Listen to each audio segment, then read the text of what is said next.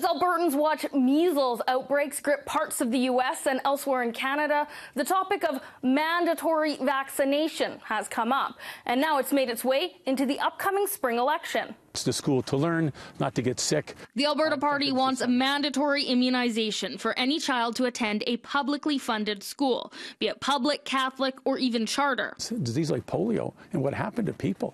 And this is scary that we're now looking at a new world and we're changing. We're saying, well, we don't have to vaccinate our children. Something that's going over well on our City News Facebook. This person saying, yes, if my kid's not allowed to bring a peanut butter sandwich, why is an unvaccinated child allowed to put my kid at risk? Another saying, a yes for the big ones, but flu, Hep B, and HPV are up to a parent.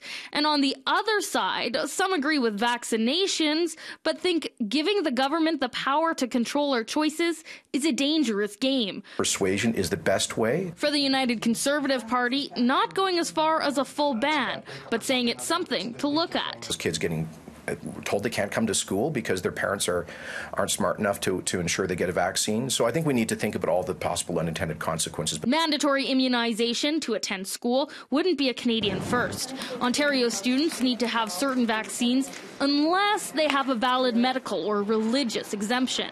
And BC, after a recent measles scare, is moving towards this. In 2016, Alberta's NDP government did pass a bill that means schools have access to students' immunization records in order to advise parents of unvaccinated students to stay home during outbreaks. This was supported by the UCP. Important thing to do. Now, you might remember Mandel was once Alberta's health minister under the PCs when he didn't support mandatory vaccination. The big change in 4 years? Well, I think a grandson and the challenges. Now, if you're wondering if you or your child is up to date, I did a test today to see what it takes to get your immunization record. All you need is your phone and your healthcare number and dial 811 for HealthLink. It took under 10 minutes for me to find out I need a tetanus booster.